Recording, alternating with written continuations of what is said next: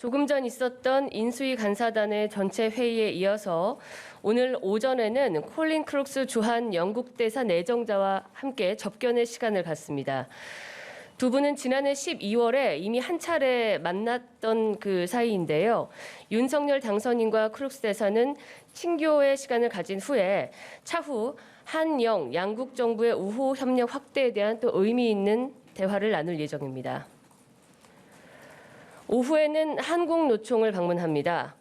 제조, 운수, 공공, 금융, 서비스 등 노동 각계의 쟁점 사안들과 의제에 대한 의견을 나눌 예정입니다. 이 자리에 이정식 고용노동부 장관 후보자는 아직 후보자의 신분이므로 참석하지 않습니다. 이상으로 오늘의 주요 일정에 대해서 보고 드렸습니다. 질문이 있으십니까? 예. 네, 서울경제 김남균입니다. 예, 정호영 복지부 장관 후보자 자녀들 중에 특히 아들의 의대 편입 과정에서 아빠 찬스 의혹 계속 제기되고 있습니다. 당선인 측은 이를 어느 정도로 심각하게 바라보고 계시는지 지명 철회까지도 생각하고 계시는지 여쭙습니다. 정호영 후보자에 대한 검증의 시간은 국회에서 이뤄질 때까지 일단은 잘 지켜볼 생각이고요. 후보자 본인께서 어제 여러 언론 보도를 통해서 매우 떳떳한 입장으로 본인이 소명할 수 있다라는 자신감을 보여주시고 있고, 무엇보다도 경북대 측에 무리한 프레임을 씌우지 말라라는 의미에서 저희가 철저한 소명 자료를 하나하나 요구하고 있는 것으로 알고 있습니다. 경북대 또한 모든 성적과 일체 자료들을 제공할 예정이므로 여러분께서도 국회에서 청문회를 열기까지 후보자 본인이 소명하는 내용과 또 그 현장에서 상세히 설명하는 내용들을 기다려주시면 될 것 같습니다. 예. 네, 내일이 세월호 참사 8주기인데요. 관련해서 당선인이 일정이나 아니면 어떤 걸 예정해 두신 게 있으시지요?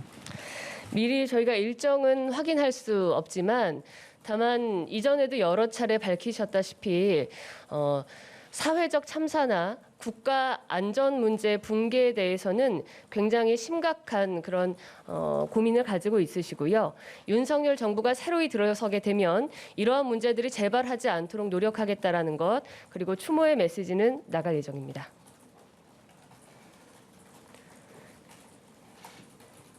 네, 저는 MBN 최희지 기자인데요. 오늘 예. 나온 보도자료에서 감사위원으로 이남구 전 공직비서관 임명하셨는데 문재인 죄송합니다. 잘 안 들려가지고요. 예. 이남구 전 공직비서관 임명하셨는데 문재인 정부 때 함께했던 분인데 이번 인수위와 협의를 하고 결정하신 건지 어떻게 네. 신청하게 되셨는지. 지금 그 청와대와 당선인께서 긴밀한 논의는 있었고요.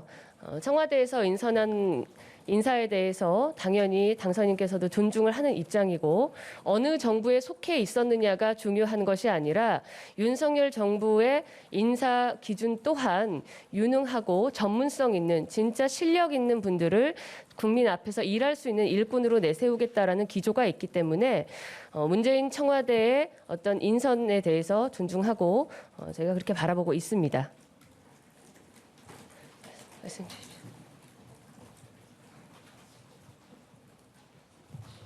네, 전 대덕넷의 기래경 기자입니다. 윤 안녕하십니까. 당선인께서 과학기술을 국정 운영의 중심에 놓겠다고 하셨거든요. 근데 사실 지금까지 인사를 보면은 그걸 기조로 놓고 계신지 약간 의문이 들고요.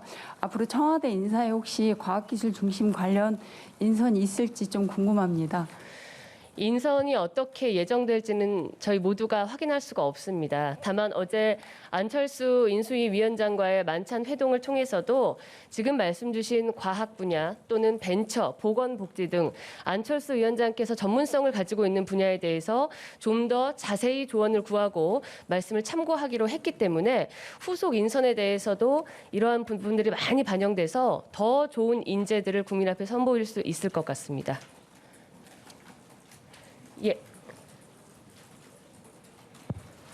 네, OBS 김용재입니다. 예, 안녕하십니까. 어제 당선인과 안철수 위원장 저녁에 회동을 하셨잖아요. 네. 이렇게 갑자기 회동을 하게 된 그 배경과 과정이 조금 궁금합니다. 배경은 우리 그 언론인들께서 하루 종일 궁금해하셨지요. 두 분 혹시 갈등이 있는 것은 아닌가, 혹은 공동 정부의 어떤 목표 기조에 균열이 생긴 것은 아닌가라고 걱정들을 많이 하셨고, 이 점에 대해서 두 분께서 다시 확인차 그 공동 정부에 대한 앞으로의 방향성 이런 것을 논의하기 위해서 만찬을 가지시게 됐고요.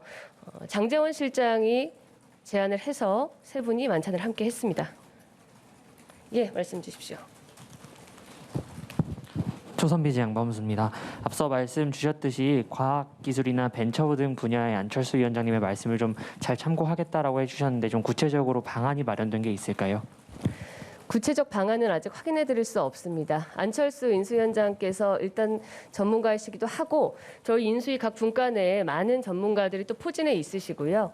앞으로 장관 후보자로서 또 국민 앞에 서서 소명의 시간을 갖게 될 이영 국회의원 또한 과학 벤처 분야의 전문가이기 때문에 인수위 내부에 있는 이런 인재풀을 활용해서 함께 일할 수 있는 유능하고 전문성 있는 인사들을 많이 선보이겠다라는 계획만 확인해 드리겠습니다.